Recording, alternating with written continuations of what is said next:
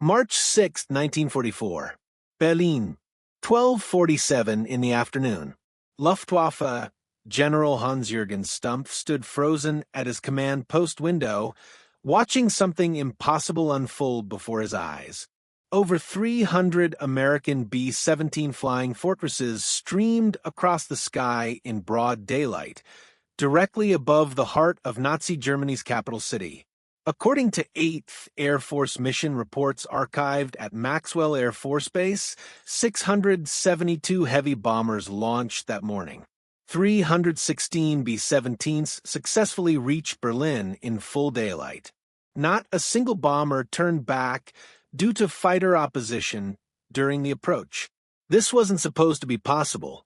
3 years earlier, Reichsmarschall Hermann Göring had promised the German people, "No enemy bomber can reach the Ruhr. If one reaches the Ruhr, my name is not Göring. You can call me Meyer." By 1943, he brazenly declared, "If an enemy bomber reaches Berlin, you can call me Meyer." Now German generals watched Göring's impossible boast shatter in real time. Interrogation reports from captured Luftwaffe officers housed at the National Archives reveal senior commanders described the sight as impossible and psychologically devastating. One intercepted communication recorded a German officer stating, "The Americans are flying as if on a peacetime training mission. Berlin was untouchable, 600 miles from England, defended by thousands of flak guns, protected by the world's most advanced fighter force. The RAF had tried night bombing and suffered catastrophic losses. Yet here were the Americans, in broad daylight, perfect formation, over Hitler's capital.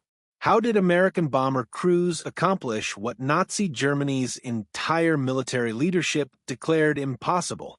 Why did this single mission change air warfare forever?"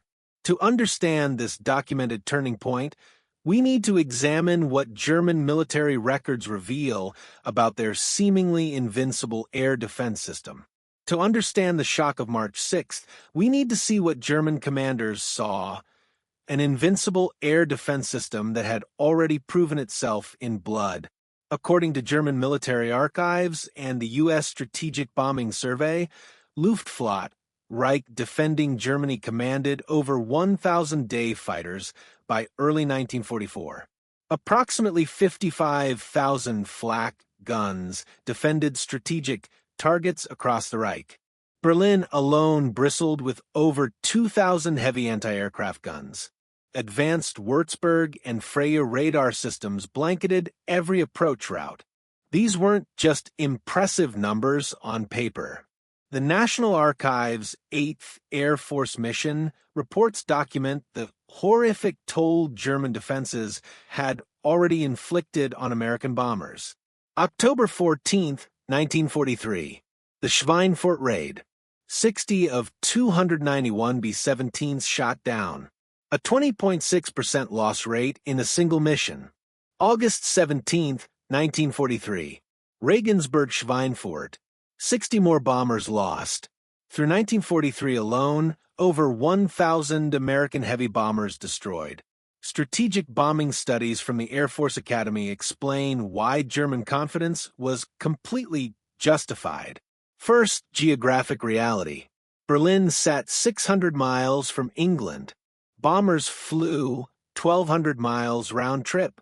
No Allied fighter in 1943 possessed the range to escort them. Second, technological superiority.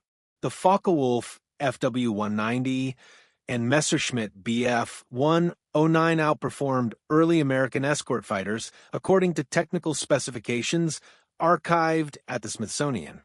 Third, tactical innovation. German fighters pioneered devastating head-on attacks, exploiting the B-17's forward vulnerability, documented in Luftwaffe tactical manuals at the Imperial War Museum. Intercepted Luftwaffe communications from early 1944, declassified in the 1970s, reveal supreme confidence. One fighter commander reported, "The Americans are brave, but foolish. They fly in straight lines. They cannot reach Berlin with fighter protection. We shoot them down in flocks. Hitler himself personally guaranteed victory. German propaganda ministry records preserve his February 1944 radio address. American terror bombers will never darken Berlin skies. Our fighters and flak guarantee this absolutely. Even the British agreed. Royal Air Force Bomber Command records document their abandonment of daylight raids after catastrophic 1939 to 1940 losses. Official Luftwaffe intelligence concluded in January 1944, American daylight doctrine is strategically bankrupt. But while German commanders celebrated their documented superiority, declassified American military planning documents reveal engineers and strategists had been working on a secret solution that would shatter every German assumption. But German confidence was built on cold, hard facts about American weakness. The U.S. Air Force Historical Studies Office documents the stark reality facing American planners in late 1943. The P-47 Thunderbolt, America's primary escort fighter, had a combat radius of only 230 miles with drop tanks. Berlin sat 600 miles from England. Simple mathematics made escort impossible. Air Force technical specifications confirmed American fighters physically could not reach German targets deep in the Reich. The numbers got worse. Captured Luftwaffe intelligence reports correctly assessed German fighters outnumbered available American escorts 3-1 on any given mission. German military personnel records show the average Luftwaffe fighter pilot logged over 200 combat hours by 1944. 8th Air Force records reveal many American bomber crews had fewer than 10 combat missions. Even America's closest ally doubted the strategy could work. The National Archives houses British Air Ministry correspondence expressing deep skepticism about American daylight bombing doctrine. Air Chief Marshal Arthur Harris wrote in a December 1943 memo, "The Americans are suffering unsustainable losses. Their daylight precision bombing theory is proving impractical against determined opposition."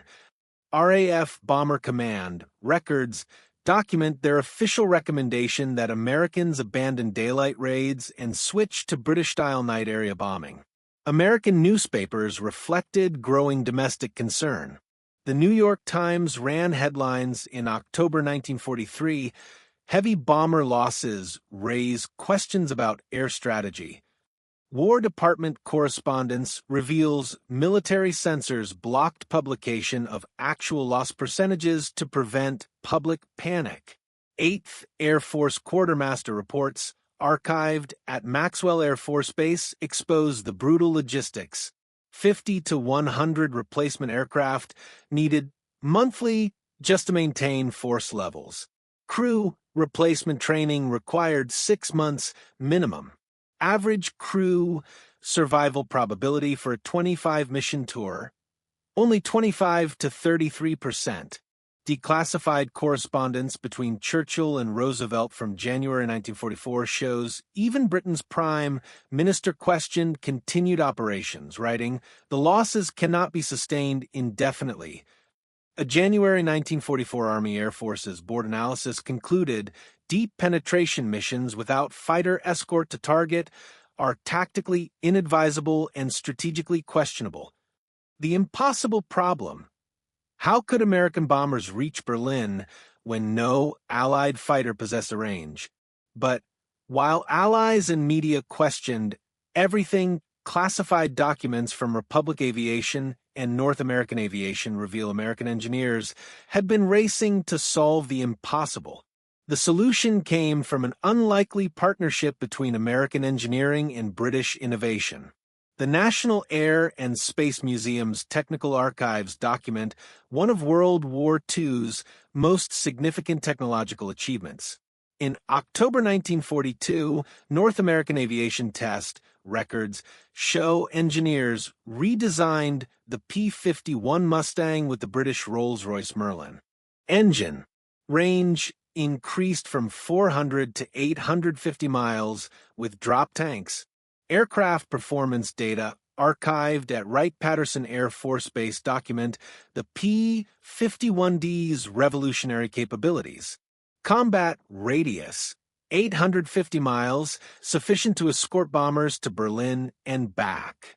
Top speed, 437 miles per hour, faster than any German fighter. Service ceiling, 41,900 feet, able to engage at any altitude. 108-gallon external drop tanks, extended range by over 300 miles. The Air Force Historical Research Agency documents the industrial miracle that followed. December 1943, P-51 production at North American Aviation's Inglewood plant reached 350 aircraft monthly. By March 1944, over 1,000 P-51s had been delivered to 8th Air Force. Transition training accelerated from 8 weeks to 4 weeks. But technology alone wouldn't win the air war.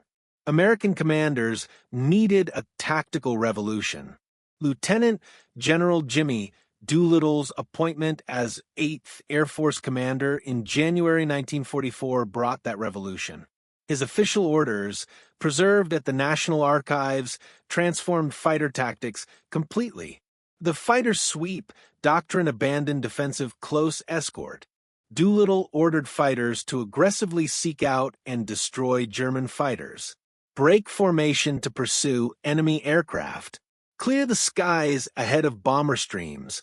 Doolittle's January 1944 directive stated, "Your job is to destroy German fighters. In the air and on the ground. Be aggressive.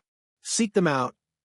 Declassified Office of Strategic Services documents reveal additional American advantages. Ultra-decrypts from British code breaking exposed German fighter deployment patterns. Intercepted Luftwaffe radio traffic provided real-time positioning. New weather forecasting techniques documented in Air Weather Service records enabled precise mission timing. The March 6, 1944 Berlin mission plan, archived in 8th Air Force records, shows meticulous preparation. 672 bombers in 2 waves would overwhelm German fighter controllers. Over 800 fighters assigned, ensuring continuous escort coverage. Diversionary raids on other targets would split German defenses. Launch timing coordinated with weather patterns hampering German response. In his March 5th pre-mission briefing recorded in mission archives, Doolittle told commanders, "Tomorrow we're going to Berlin, in broad daylight, and we're going to show Göring he's no longer master of German skies."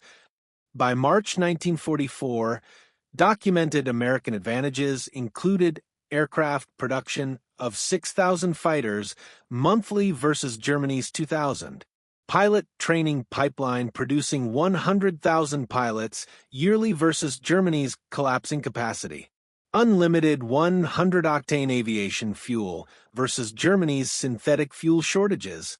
As American forces prepared this technological and tactical masterstroke, intercepted German communications show Luftwaffe commanders remained completely unaware of the P-51's combat radius or Doolittle's tactical revolution. March 5, 1944. 2100 hours. Mission orders issued across 8th Air Force headquarters. Target Berlin. Mission orders archived at Maxwell Air Force Base document the precise chronology of what followed. 0200 hours, March 6th. Crews awakened at bases across East Anglia, England.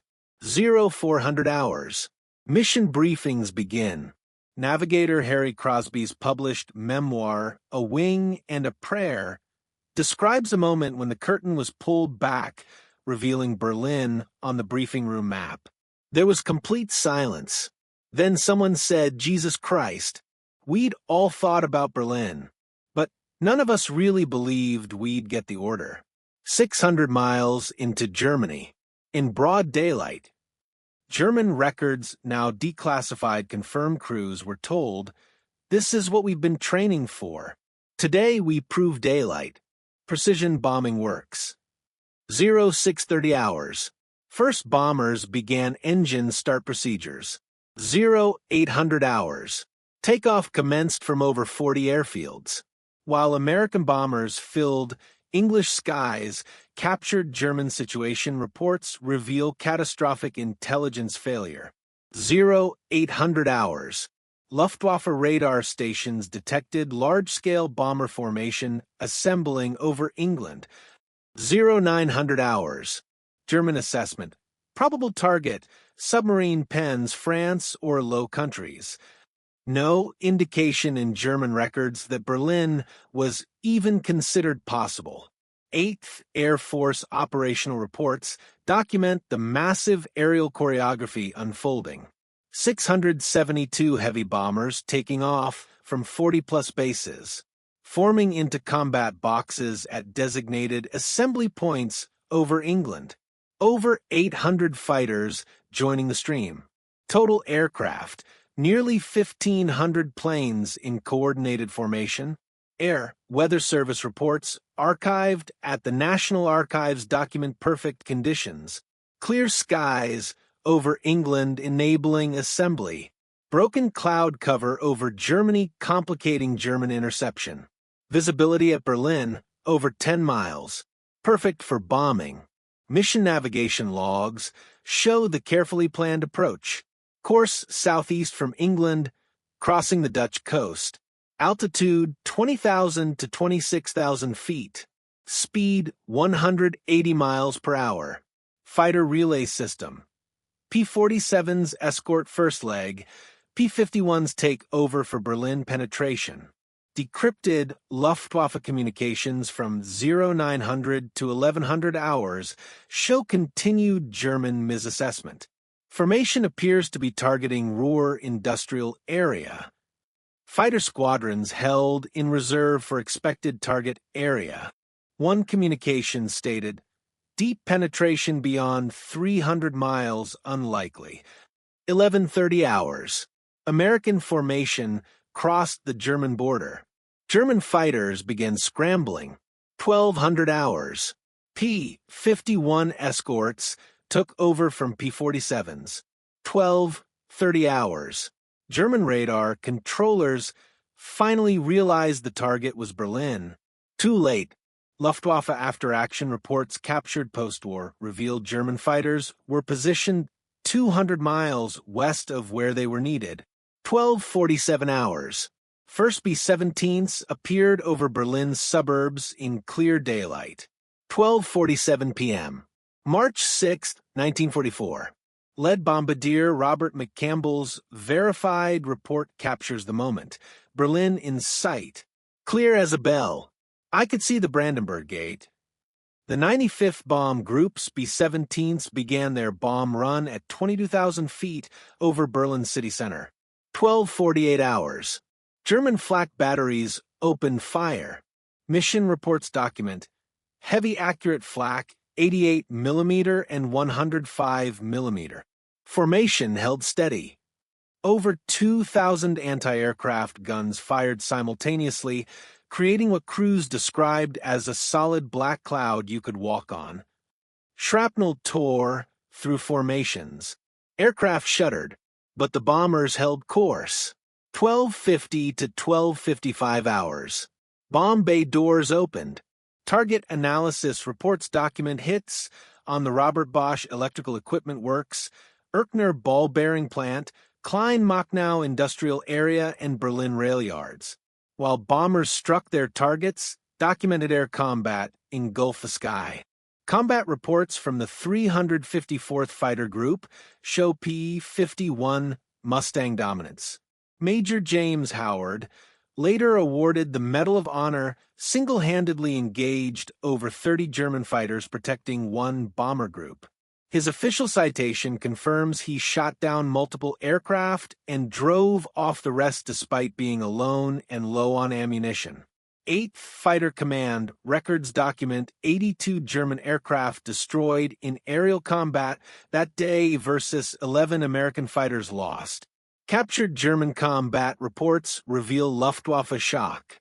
Jageschwader 1's commander reported, enemy fighters appeared at altitude and range previously thought impossible.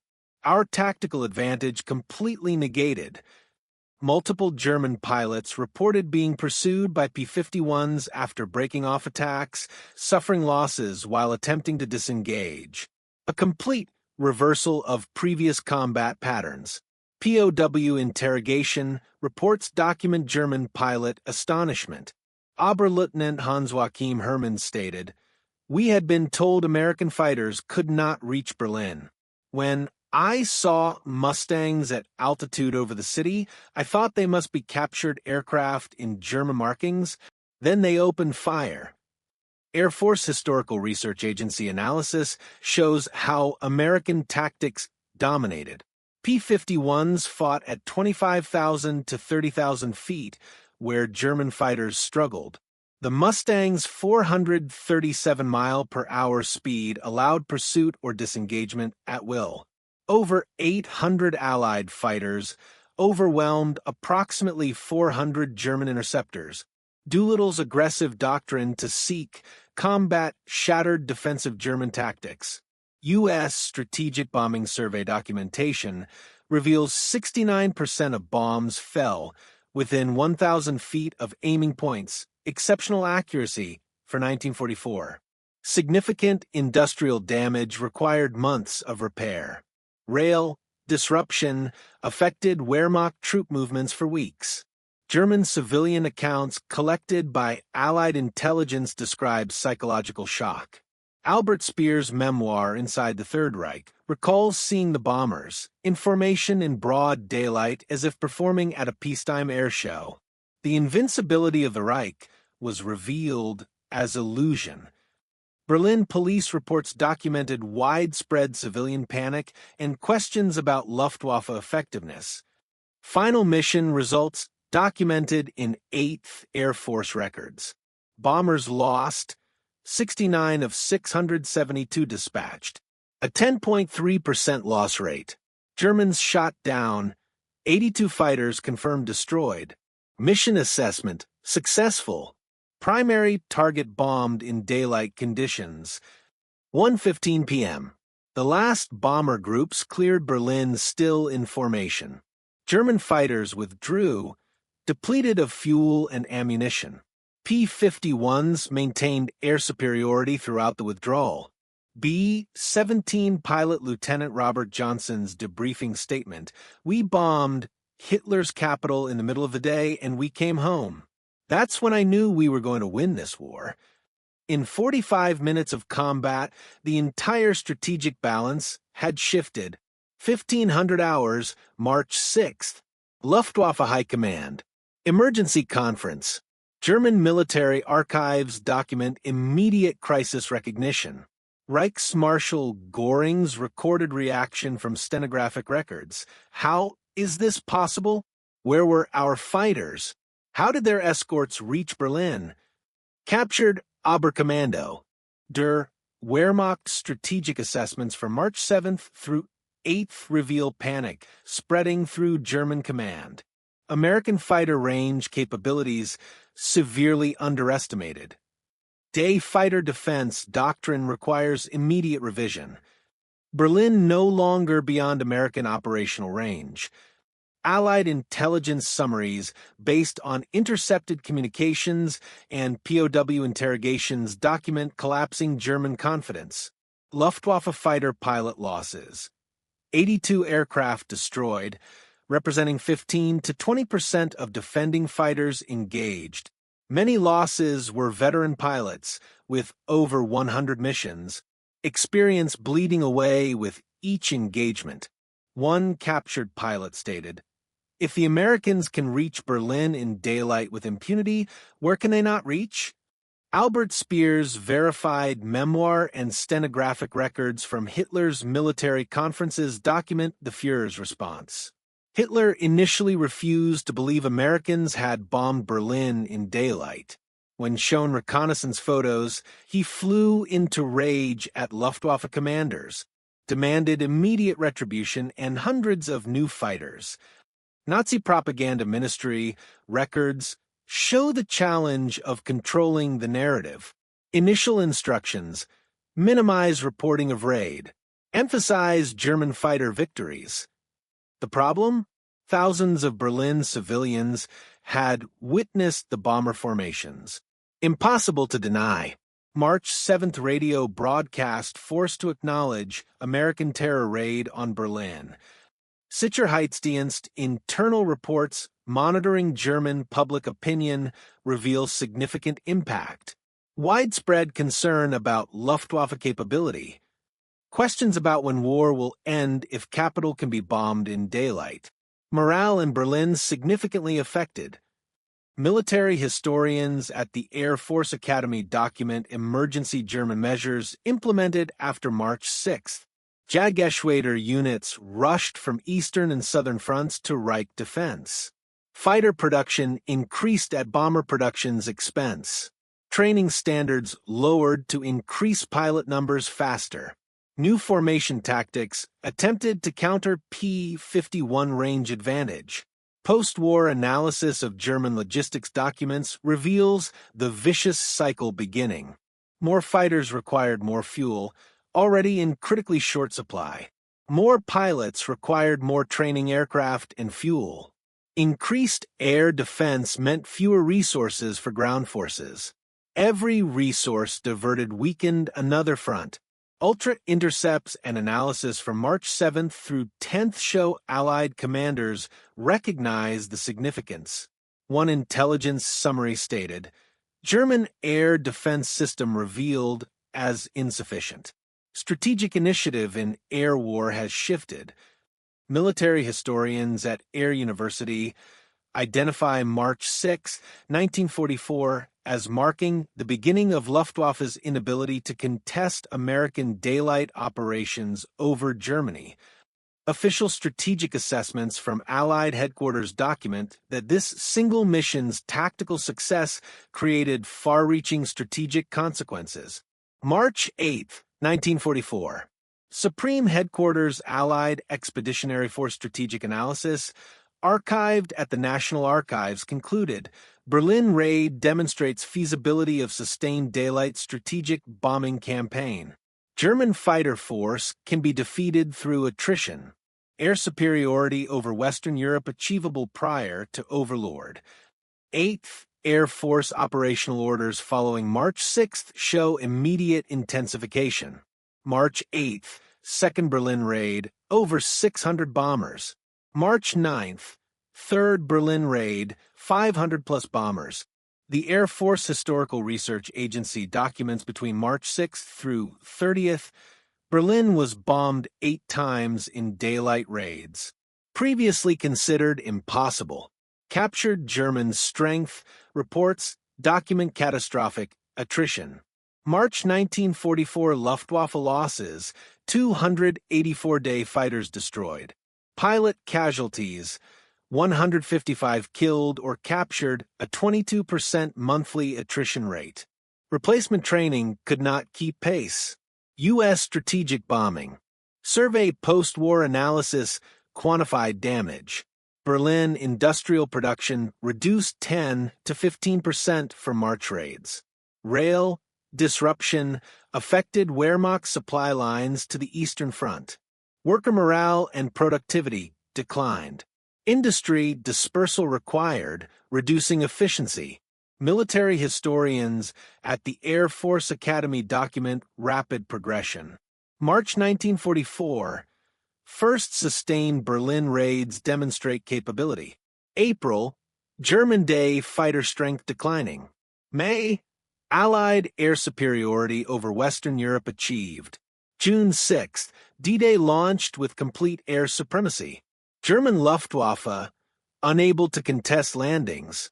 General Eisenhower's papers housed at the Eisenhower Presidential Library include March 1944 assessment stating successful Berlin raids confirm air superiority can be achieved before Overlord.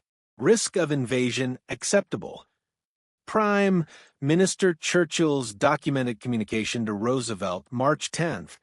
Your Air Force's Berlin raids are magnificent. The air superiority you are achieving will prove decisive for our invasion plans. The New York Times, March 7, 1944. Flying fortresses bomb Berlin in daylight, new era in air war. Public opinion surveys showed increased confidence in war outcome. War bond sales increased 15% in March. Decrypted communications from Germany's remaining allies revealed concern. Italian resistance increased. Hungarian government sought separate peace negotiations. Romanian communications showed alliance doubts. Air University's historical analysis concludes, March 6, 1944 marked the effective end of German air defense capability. The Luftwaffe never recovered strategic initiative. German military production records show 70% of artillery production shifted to anti-aircraft guns by mid-1944. Over 1 million men assigned to air defense by D-Day. Resources desperately needed on Eastern and Western fronts trapped in Reich defense. Air Force Chief of Staff General Henry Hap Arnold's March 1944 report to Joint Chiefs, Berlin raids prove strategic bombing doctrine. German war economy can be systematically destroyed from the air. Victory timeline accelerated. But military historians document this victory represented far more than tactical success. The Air Force Academy's curriculum materials and military history departments identify March 6, 1944 as a watershed moment in military aviation. Air University studies document the Berlin raid validated strategic bombing theory. Deep penetration strategic bombing was operationally feasible. Daylight precision bombing could achieve strategic objectives. Fighter escorts could enable bomber survival over heavily defended targets. Industrial disruption could be achieved systematically. Command and General Staff College materials cite Doolittle's aggressive fighter employment as revolutionary. Before, fighters tied to close bomber escort defensive doctrine. After, fighters freed to seek and destroy enemy aircraft, offensive doctrine. Legacy, offensive counter-air doctrine still taught in modern military aviation schools worldwide. The National Air and Space Museum's scholarly documentation ranks the P-51 Mustang among World War II's most significant weapons. It enabled the strategic bombing campaign to succeed. Design principles influenced post-war fighter development for decades. The range-speed maneuverability combination remained the ideal standard. The American Institute of Aeronautics and Astronautics Historical Studies identify the P-51's Merlin engine integration as exemplifying critical technological problem-solving under wartime pressure. Military historians at the U.S. Army War College document the causal chain following March 6th. March through May 1944, Berlin raids and sustained strategic bombing achieved air superiority. June 6, 1944, D-Day succeeded with minimal Luftwaffe interference, direct result of air superiority. September 19, 44, German fuel production reduced 90% by strategic bombing. Spring 1945, German military mobility crippled by fuel shortage and air attack. In his post-war memoir Crusade in Europe, General Eisenhower wrote, "Without the overwhelming air superiority achieved in spring 1944, the invasion of Normandy would have been impossible or catastrophically costly." University of Cambridge War Studies published analysis concludes, the March 6, 1944 Berlin raid marked the turning point in the European air war. German defeat became inevitable from this moment. Yale University World War II Studies project documents identify the raid as demonstrating the decisive impact of American industrial and technological capacity translated into operational military capability. Air Force historical studies document how World War II strategic bombing lessons shaped Cold War doctrine. Strategic Air Command Organization based on 8th Air Force model. Long-range bomber escort requirements remain priority. Air superiority as prerequisite for ground operations became fundamental doctrine. Current Air Force Doctrine Manual AFDE. One cites the World War II strategic bombing campaign as foundational to modern air power theory. Economic historians document how Berlin raids exemplified American industrial capacity converting to military advantage. Technology development pace accelerating under wartime pressure. Logistics and production determining strategic outcomes. The National World War II Museum's Oral History Collection preserves B-17 pilot Colonel Robert Morgan's perspective. Berlin was when we knew we had them. Not beaten yet, but beatable.